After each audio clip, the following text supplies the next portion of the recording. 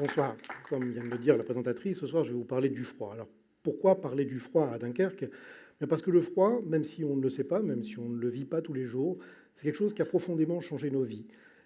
L'histoire va continuer à vivre. Les évolutions technologiques qu'on va mettre au point continueront à changer notre vie de tous les jours. Le froid, les premières relations entre l'homme et le froid, c'était d'abord pour s'en protéger. L'invention de la caverne, l'invention de la fenêtre, l'invention de la maison, l'invention de la hutte, l'invention du feu, c'était d'abord des façons de se protéger de plein de dangers, mais entre autres, il y avait le froid. Le froid, c'était la mort. Le feu, la chaleur, la vie, l'âtre, c'était la vie. Plus un peu après, au niveau des Romains, les Romains se sont rendus compte que quand on avait du froid, on était capable de conserver pendant de longues périodes des aliments. Et donc les Romains transportaient leurs poissons entre le Rhin et Rome, les poissons du Rhin qui étaient très cotés à Rome, en gardant la glace pendant toute l'année, et puis en transportant les poissons accompagnés de glace. Ça continué jusqu'au Moyen Âge, jusqu'à la Renaissance, et dans les châteaux, il y avait des glacières qui permettaient aux nobles d'avoir des plats frais tout l'été. Ça a changé vers 1850, avec l'invention par Ferdinand Carré du froid industriel. Donc ce scientifique français a réussi à créer du froid par compression d'un gaz, puis détente. Et donc ce faisant, il nous a permis de créer le frigidaire. Aujourd'hui, le frigo, il y en a partout, et c'est devenu quelque chose de normal. Un autre Français, Charles Tellier, a inventé la surgélation. On est allé un peu plus loin dans le froid, un peu plus bas en température. Et Charles Tellier a eu l'idée de congeler la nourriture de façon à pouvoir l'envoyer loin et la garder longtemps. Grâce à des navires comme celui-ci, Charles Tellier était capable, en 1860 à peu près, d'envoyer jusqu'à Buenos Aires des cargos entiers pleins de viande produite en France. La traversée durait 140 jours et à l'arrivée, la viande était encore consommable. Ça n'était pas envisageable 10 ans avant. 10 ans avant, on parlait de salaison, on parlait de fromage, on parlait de conservation par des technologies qui étaient peu durables et très peu transportables. Grâce à ces technologies, aujourd'hui, ça, c'est notre quotidien. Pardon. C'est notre quotidien, c'est-à-dire que tous les jours, on est capable d'avoir des produits frais, d'où qu'ils viennent dans le monde, et à notre table, pour un prix extrêmement raisonnable. Mais ce n'est pas la seule révolution que le froid a permis. Le plus important, ça a d'abord été la liquéfaction des gaz de l'air. L'air, c'est un gaz. Si on le refroidit très fort, on le condense et ça devient des liquides, exactement comme un nuage, quand il se condense, devient de la pluie. Et là, on peut séparer par les deux portions principales de l'air. D'un côté, on a l'azote, de l'autre côté, on a l'oxygène. Avec l'oxygène, on peut, une fois qu'on l'a séparé, alimenter les malades qui ont les poumons atteints, et ça donne un bénéfice pour la médecine. On peut, avec l'azote, brûler les verrues, et on peut aussi et surtout traiter les grands sportifs en les refroidissant très fort. 2 minutes à moins 110 degrés est un excellent traitement pour les articulations, pour les muscles. Et tous les grands sportifs français, ceux qui gagnent les Jeux Olympiques, passent par ce type d'équipement pour raffermir leur masse musculaire. L'énorme innovation, ça a été néanmoins la cryopréservation. Le froid, très très froid, là on parle de froid à moins 196 degrés par rapport au zéro, donc par rapport à la glaciation de l'eau, permet de conserver des gamètes, de conserver des tissus pendant de très longues périodes. Et conserver des gamètes, ce n'est pas uniquement pour le plaisir qu'on fait ça. Ça permet par exemple de travailler sur la reproduction d'une espèce et son amélioration. Si aujourd'hui, depuis les années 50 à peu près, on a été capable d'améliorer énormément les bœufs et les génisses pour faire des bœufs avec une production de viande de très très bonne qualité et beaucoup, et des génisses capables de faire des vaches qui produisent énormément de lait, c'est parce qu'on a été capable de sélectionner les meilleures reproductions. Et ces techniques-là, elles se basent sur la conservation du sperme des taureaux par la cryogénie pendant quelques années. De la même façon, on a la capacité à sauvegarder des espèces qui sont aujourd'hui en danger, que ce soit des plantes, des champignons, comme on verra tout à l'heure, ou des animaux, des morceaux de tissu. On a évidemment la capacité à faire des banques de sperme, et une technique comme la FIV, la fécondation in vitro, n'est possible que, alors le que bien sûr est très réducteur, que parce qu'il existe, entre autres, des technologies cryogéniques. Il est évident que je ne remets pas du tout en cause ici le travail des médecins qui ont rendu ça possible et qui est bien évidemment énorme, mais il n'empêche que ça a été quand même rendu possible par la cryogénie. Un autre domaine où la cryogénie est importante, ce sont les transports. Les véhicules que nous conduisons aujourd'hui nous permettent de traverser des étendues aussi bien très chaudes que très froides. Les véhicules de l'armée aujourd'hui sont capables de résister à des températures extérieures de moins 80 degrés grâce à des matériaux, à des process, à des façons de faire qui résistent à ça. Pour mémoire, on peut se rappeler que Napoléon n'a pas réussi à envahir la Russie, principalement parce que son armée n'a pas réussi à traiter le problème de l'hiver dans ces pays-là. Donc pour les armées, la résistance à la température, et puis pour nos véhicules aussi, hein, de temps en temps il fait froid dans le coin, c'est quelque chose. Pour l'aviation, bien évidemment, un avion, quand il est dans le ciel en haut, la température extérieure est très basse, ça peut aussi aller jusqu'à moins 50 degrés, et bien évidemment, encore plus, pour un satellite qui est dans l'espace, il n'y a plus de température dans l'espace parce qu'il n'y a plus rien autour, donc la température peut descendre à quelques degrés par rapport au zéro absolu. L'espace est un gros... Pardon, je suis allé un peu trop vite. Voilà, merci. Un gros consommateur de technologies cryogéniques aussi pour les motorisations. Les moteurs fusées comme celui-ci, c'est le moteur Vulcain qui fait partir l'Ariane 5, utilisent un mélange d'oxygène liquide, moins 183 degrés, et d'hydrogène liquide, moins 200 et quelques degrés. Sans technologie cryogénique sur les réservoirs, sans technologie cryogénique dans le moteur, des pompes capables de travailler à cette température, aujourd'hui, on ne serait pas capable d'envoyer ce genre d'objet dans l'espace. Et s'il n'y a pas de satellite, pas de GPS, il y a beaucoup moins de communication, il n'y a pas d'image de la Terre, il y a moins de facilité à prévoir la météo, donc moins de facilité à faire à déterminer la date des semis, des récoltes et des choses comme ça. Toutes ces technologies cryogéniques permettent, supportent le monde dans lequel on vit. De façon toujours à peu près identique, les technologies cryogéniques dans le domaine des transports ont permis la création des lignes de métro. Quand on a des sols gorgés d'eau, il est impossible de creuser un tunnel dedans. L'eau rentrerait partout, le tunnel ne serait pas faisable. Et quand il y a vraiment beaucoup d'eau, la seule solution, c'est de congeler le sol. Ça a été fait pour la première fois à Paris en 1905, et ça a encore été fait à Paris, en région parisienne, pour le creusement d'un tunnel de la 86.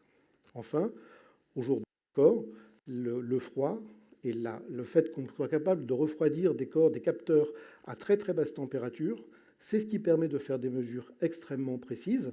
Le froid, c'est quand un corps ne bouge pas, quand les atomes du corps ne bougent pas. Et quand les atomes d'un corps ne bougent pas, le capteur, qui est composé par ce corps, peut recueillir les infimes variations de température, les ondes magnétiques qui sont émises par quelque chose. Et c'est grâce à ça qu'on est capable de faire des IRM ou qu'on est capable d'avoir des images qui viennent des satellites comme Hubble. Tous ces capteurs médicaux hyper précis, tous ces capteurs scientifiques hyper précis, tout ce qui permet aujourd'hui de faire des découvertes, c'est lié, c'est principalement permis par des technologies cryogéniques. Sans aller dans l'aussi compliqué, l'industrie et les emplois, même dans le Dunkerquois, c'est beaucoup la cryogénie. Vous avez là des photos de deux usines qui sont tout près de chez nous, l'usine d'Air Liquide, qui est l'une des plus grosses d'Europe, qui produit donc de l'azote liquide. L'air liquide, c'est les gaz de l'air, hein, de l'azote à moins 196 degrés et de l'oxygène à moins 183 degrés. Et vous avez l'usine de polymérie qui produit du polyéthane ou du polyéthylène, et qui donc travaille avec une partie du process à moins 110 degrés. La cryogénie, ce n'est pas que des spécialistes, c'est aussi des emplois industriels. Et puis, bien sûr, vous avez le terminal méthanier de Dunkerque LNG qui est en construction. 3 cuves de gaz naturel liquéfié qui contiendront 190 000 m3 de GNL. C'est énorme. Ça permet d'alimenter 20% de la consommation électrique française, de gazière française, pardon. Et cette technologie du froid permet de transporter de grosses quantités d'énergie entre des pays lointains, des producteurs comme le Qatar, le Yémen et la France, ou l'Angleterre, ou l'Espagne, alors qu'entre les deux pays, il y a soit des mers, soit des montagnes, soit des pays qui sont en guerre.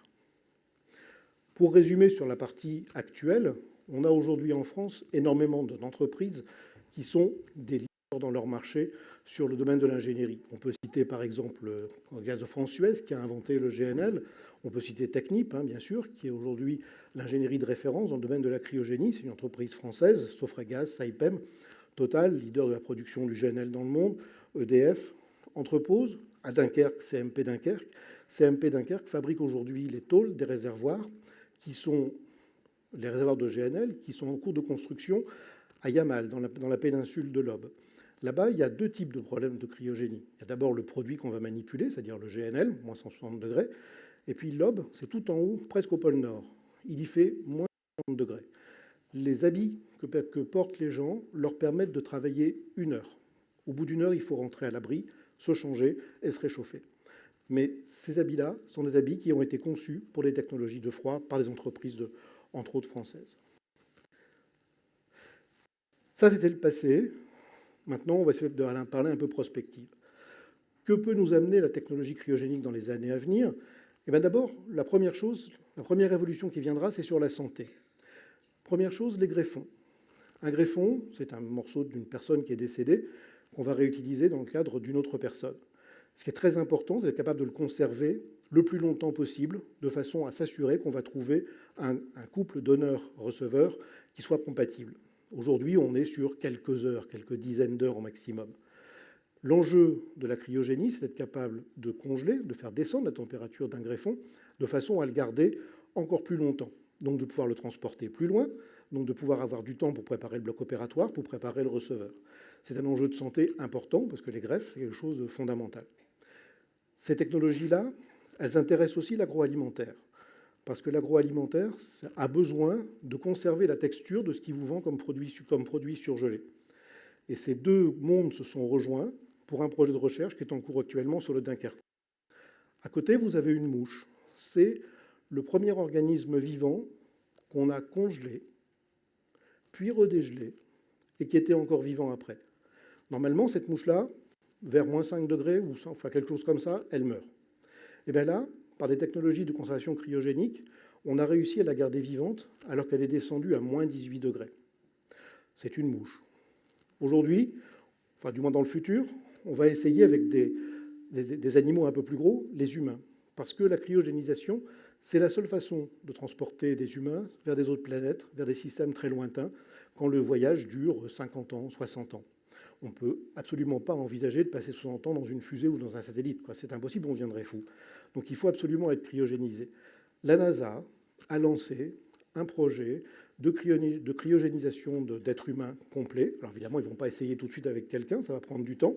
C'est un programme qui est censé durer 30 ans. 30 ans, ça veut dire que dans cette salle, la plupart d'entre vous le verront. On verra cette possibilité d'être cryogénisé dans le cadre de notre vie. Évidemment, ça posera des problèmes éthiques. Parce que déjà aujourd'hui, des entreprises comme Apple et Google ont proposé à leurs salariés féminines de congeler leurs ovules, excusez-moi, de congeler leurs ovules de façon à être capables de garder la partie productive de leur vie où elles sont le plus efficaces, 30 ans, on va dire entre 20 ans et 40 ans, et puis de faire les enfants après. Forcément, c'est pas forcément très bien, hein, on est évidemment contre. Néanmoins, la question a été posée. Alors imaginez ce qui se passerait si on pouvait congeler des gens. Est-ce que ce serait un droit, un devoir? Qu'est-ce que ce sera en termes de prison? Ça posera des débats. Mais néanmoins, ça ouvre aussi des portes et des capacités. Pour les transports, la cryogénie aussi va amener des choses. Alors, je ne parle pas des voitures, pour lesquelles éventuellement le futur, c'est évidemment la voiture électrique. Je ne parle pas non plus des trains, qui ont résolu leurs problèmes de pollution depuis très longtemps, avec les caténaires et les trains électriques. Mais je vous parle des bateaux et du transport routier.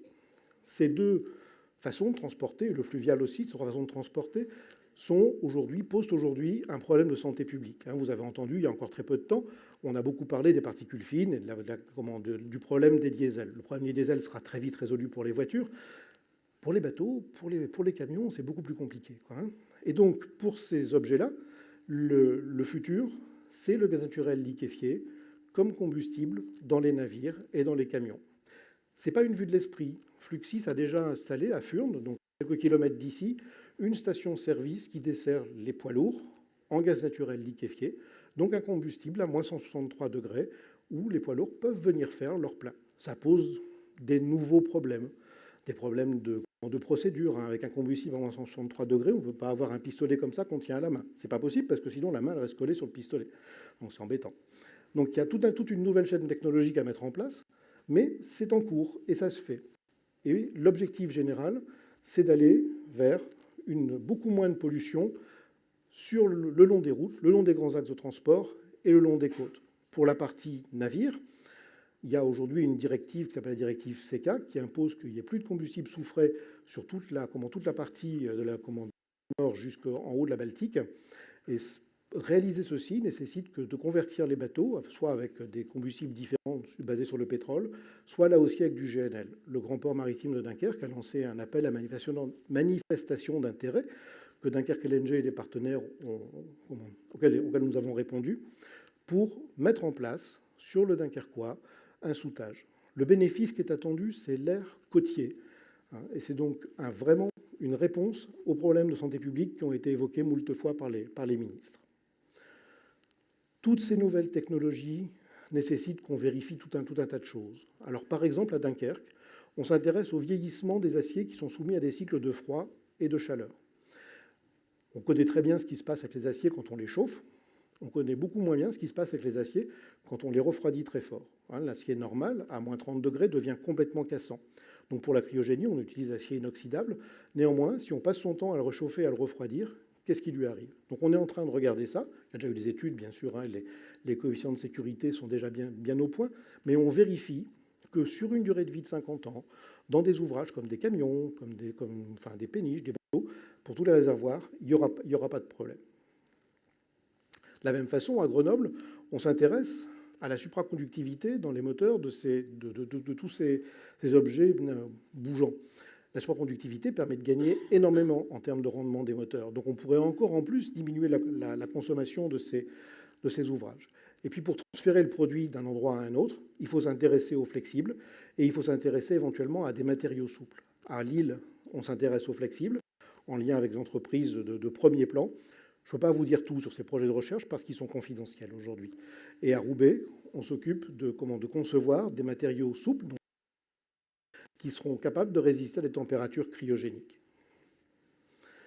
À Dunkerque, autre exemple, on cherche à trouver des matériaux qui, quand on les fait traverser par un courant électrique, génèrent du froid. Ça existe déjà un petit peu avec ce qu'on appelle l'effet Peltier. Il y a beaucoup de glacières qui sont de glacières de camping qui sont équipés comme ça, mais ce n'est pas du tout efficace. Donc on cherche des matériaux beaucoup plus efficaces pour faire ça. Et l'idée, c'est quoi? C'est d'avoir un verre de bière qui comprend la bière. On met une pile, on le recharge sur une clé USB, et puis hop, on a un verre de bière qui tient la bière. Ça, on peut avoir un bol qui permet de prendre de la glace même en plein soleil, la glace restant froide. On peut aussi avoir des frigidaires de forme quelconque. On peut installer un frigidaire complètement dans un endroit qui ne serait pas possible, puisqu'on aurait le matériau lui-même qui générerait le froid. Pour des industriels, disposer de ce type de matériaux permet d'avoir des isolants qui sont parfaits, puisque le matériau lui-même générerait le froid, et donc on pourrait conserver du gaz naturel liquéfié pendant d'extrêmement longues périodes. Bien sûr, il y aurait plein de nouveaux usages. Avec des matériaux souples, on pourrait faire des fusées moins lourdes. Avec des matériaux souples, on pourrait baisser les coûts dans tout un tas d'objets aujourd'hui relativement chers du fait des matériaux qu'on utilise pour la cryogénie. Dernière révolution qui va arriver, c'est la révolution environnementale. Deux des principales technologies qu'on utilise pour lutter contre l'effet de serre sont les technologies cryogéniques. D'une part, on a la technologie de l'hydrogène. L'hydrogène, pour le conserver, il faut le refroidir et le liquéfier. Si vous essayez de refroidir l'hydrogène dans un récipient quelconque, l'hydrogène, c'est des atomes qui sont tellement petits qu'ils s'en vont, ils passent, et ça finit. Donc la seule façon de vraiment bien le conserver, c'est de le liquéfier. Ça permet en plus d'avoir une meilleure densité énergétique. Et donc la liquéfaction d'hydrogène étant à moins 220 degrés, c'est une technologie cryogénique qui arrivera. Puis la deuxième technologie cryogénique qui va probablement émerger rapidement, c'est la liquéfaction du CO2. On dit tous qu'on veut, c'est pas comment on veut récupérer le CO2 et s'en débarrasser, mais on ne dit jamais comment on va faire pour le transporter. Et le CO2, pour s'en débarrasser, il faut l'envoyer dans des gisements pétroliers déplétés ou dans des choses comme ça qui sont loin. Donc il va le transporter sur de très longues distances. La façon de faire, ce sera de le liquéfier et de l'emmener par des bateaux au point où on s'en débarrassera en le réinjectant dans des champs. Pour arriver à la conclusion, globalement, la cryogénie, c'est un domaine important dans la vie de tous les jours, pas très connu, très discret, mais qui est en plein dynamisme et en plein bouleversement. À Dunkerque, avec quelques industriels, la communauté urbaine et l'ULCO, on a fondé Inocold, qui est une association. Aujourd'hui, le résultat, c'est que quelques années après la création, on a fait ça en 2011, on a 2,5 millions d'euros de recherche collaborative en cours. On a créé un centre de formation professionnelle, on a créé une licence pro, on a 12 étudiants qui travaillent, 12 thésards qui sont en train de faire de la recherche, 50 intervenants qui encadrent ou qui aident ces thésards, Et on a à peu près 40 étudiants en formation sur des licences pro qui sont en cours à l'ULCO dans le domaine de la cryogénie. Le côté exploratoire, pour moi, industriel, c'est d'arriver à créer quelque chose comme ça, c'est-à-dire en fait un lieu de rencontre. C'est en cela, je pense que j'espère contribuer à l'explorateur. Faire se rencontrer autour d'une même table, autour d'une même thématique, à la fois des académiques qui ont besoin de développer leurs connaissances scientifiques, des territoires qui ont besoin de créer des emplois, parce que quand on dit recherche, on dit derrière emploi induit, et des industriels qui ont envie de faire du business, envie de faire globalement des affaires. Inocol, c'est un lieu où on met tout ça ensemble, en synergie, autour d'une thématique pour le développement. Merci.